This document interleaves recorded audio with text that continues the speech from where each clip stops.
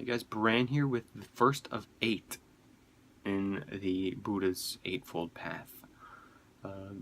This being the first, we'll go off the first, right understanding. Right understanding refers to the idea that we should know why we're doing what we're doing. I think that's a satisfactory idea. The basis of right understanding, as the Buddha says, is understanding the Four Noble Truths. In the Digha Nikaya, one of the volumes of the Pali Canon, he says, "What is right view? Knowledge with regard to dukkha, knowledge with regard to the origin of dukkha, knowledge with regards to the cessation of dukkha, and knowledge with regard to the way to practice leading to the cessation of dukkha." This is called right view. So he says right there, right view, right understanding is knowing the Four Noble Truths, understanding them. So what are the Four Noble Truths? We went over them a little bit in the intro video, but I'll go a little into depth here. But these are just summations of them.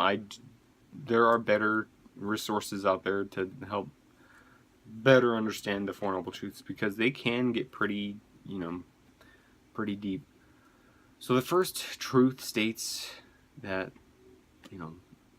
life has suffering. It's not that life is suffering, but if you're alive, you will encounter the unavoidable suffering. You will suffer.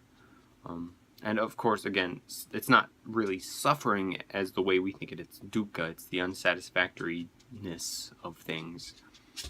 So the first noble truth, existence is characterized by suffering. And the second truth states of the origin of suffering. Then they are attachment, aversion, and ignorance. Attachment, or clinging, desire, greed, grasping, is the attachment to things. Attachment to, we cling to things because we think they will last. They think things will bring us happiness. And the ignorance part of it already comes into play in this first step. We cling to things because we think they will last. We think they will bring us happiness. So that's the delusion. And I'll talk about delusion. I'll talk about ignorance in the third step. So that's attachment, clinging to things. Aversion, the flip side. Aversion to things, pushing away, hate, ill will. Now delusion, ignorance.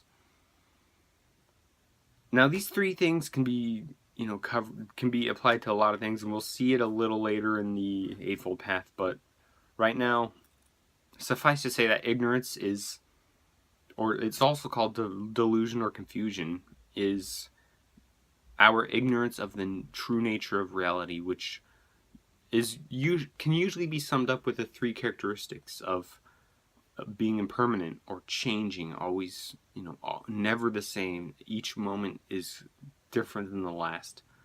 So impermanence, emptiness, or selflessness. Things don't have an essential nature to them. You can take apart a motorcycle and say which part has the motorcycle-ness, and you can't find it. The third characteristic is unsatisfactoriness.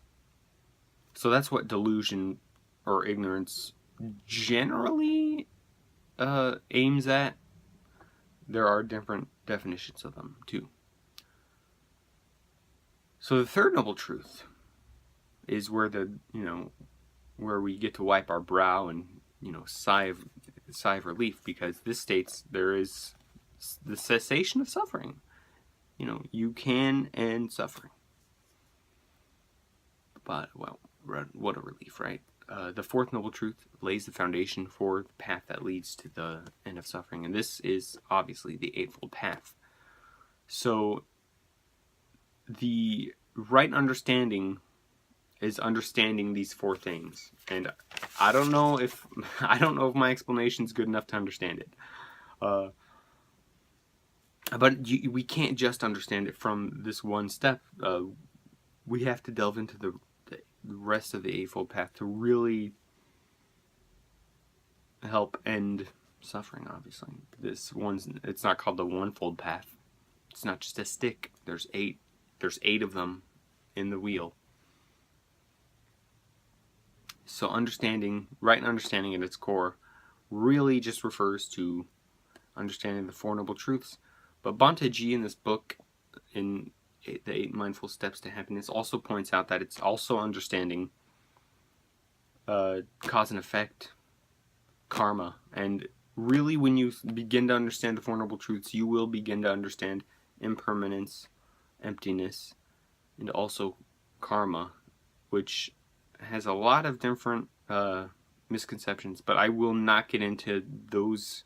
I will not get into impermanence, emptiness, karma, because those by itself, each one could create a video series vastly longer than this one.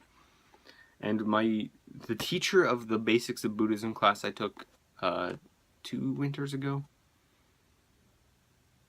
reiterated this point a lot. He said, impermanence and emptiness cannot be explained with words. It's a non-conceptual idea that you have to experience for yourself in meditation.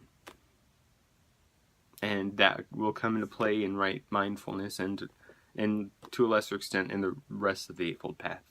And I think that's a really important distinction to make, is that some of the stuff we can beat around the bushes for thousands of years explaining this stuff with words, but we can't explain it without sitting down and doing the practice, practicing mindfulness. So that really covers it, I think. Right understanding, in summary, is understanding the Four Noble Truths.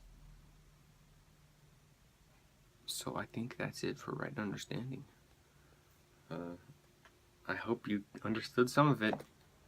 So I will be seeing you in the second fold, right thought. I have a lot of good stuff to say about that one. So thank you for watching, and I hope you understand.